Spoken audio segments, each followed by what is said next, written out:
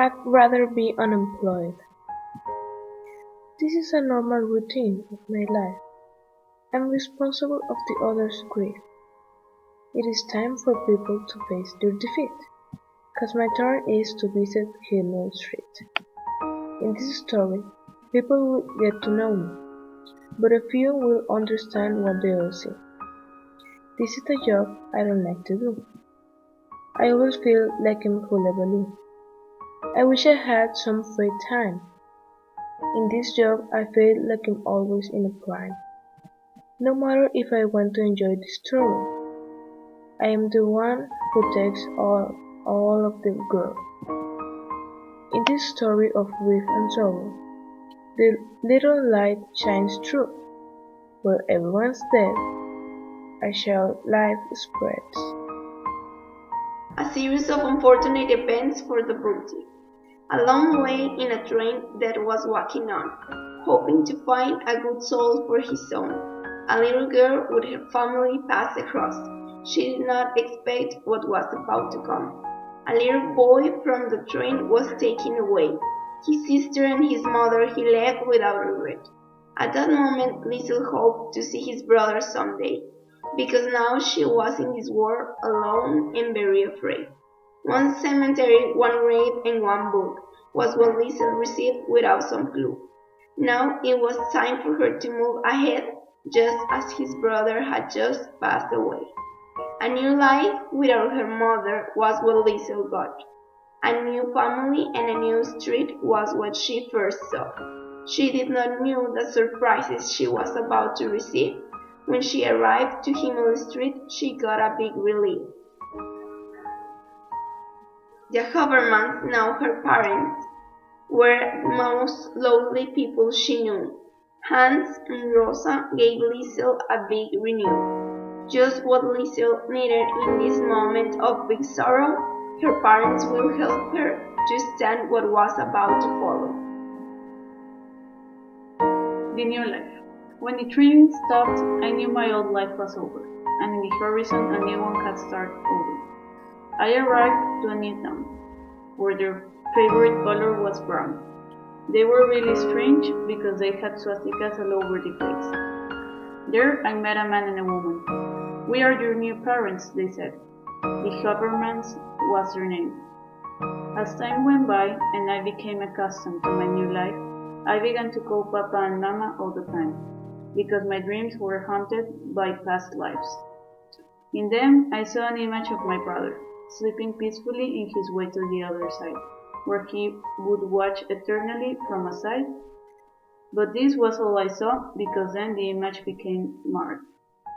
Screams were heard throughout the house, and my Mama and Papa was all I wanted to have by my side, because they brought me comfort in the strangest of times. The truth is, after she came to a new home, looking and hoping for a new dawn, Liesel never thought that she would find true love. It started with friendship. It was never enhancing, that she and Rudy became best friends, to find out later that they were soulmates.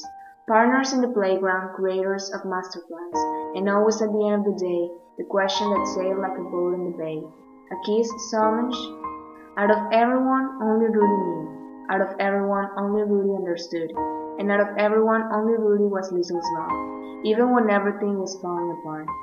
They were always in each other's minds, even if it was just to sit on a book, or to remind their love with only one look. And right before falling asleep, it was never too much, a last fantasy or thought that would bring them a last bliss. A Jew and a little book tip. Max thought he just couldn't cope, but a little story gave him some sort of hope that led him to a new life in a basement full of sorrow. Max, instead of his father, received a favor with honor.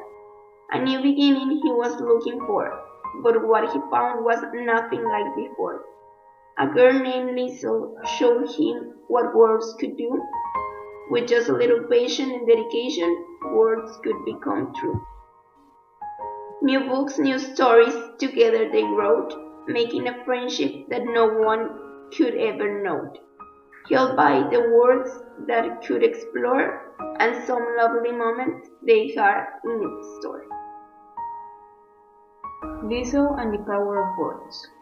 On Himmel Street there was barely a sound.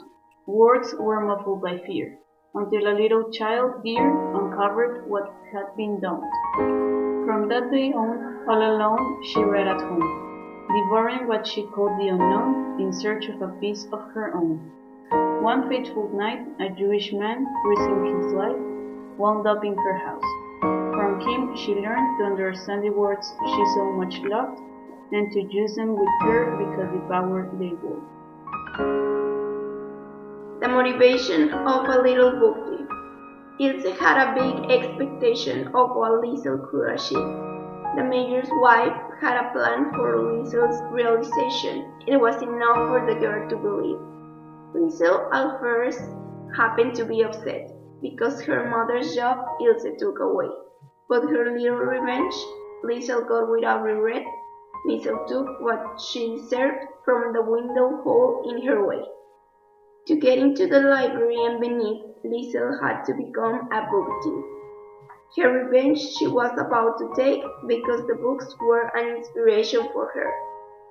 A new perspective of words Ilse taught to Liesel, by giving her a motivation to let words flow and the power which made everyone to listen.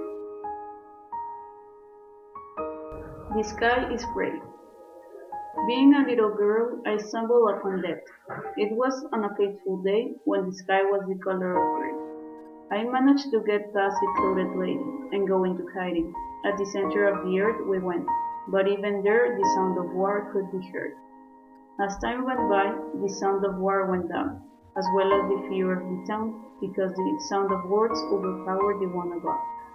Since that day on, grief, sorrow and destruction became my friends, and I will always remember that it happened on a peaceful street which went by the name of Himmel Street. Survivor of the Red Sky. After everything was thrown away, Liesel found herself going in her own way. She was by herself now, with no idea of how. Everyone was gone, all hope was run. And even with that, she found a way to go along. All the homes that were destroyed were now in her memories, as well as all the people she once loved. She cried, kissed, and said goodbye, without even wondering why. She saw that the sky was red, and knew that her heart had bled. Holding hands accordion, she just had to wait for a new day, and stand strong as much as she can. For she was a survivor, her own destiny's driver. Again in mulching. Many years had passed, but Liesel had not forgotten how everything was rotten. In her memory she carried everyone from Himmel Street. She could still feel its ground on her feet. Death was always pending, that Liesel's heart wasn't mending. He carried her masterpiece, the one she called after her, the book thief. When death finally came, Liesel could stop her own war, and could see no more but what she had left behind. Her past was now her present, and this time it could be forever. No bombings, no longing, she was back again in motion.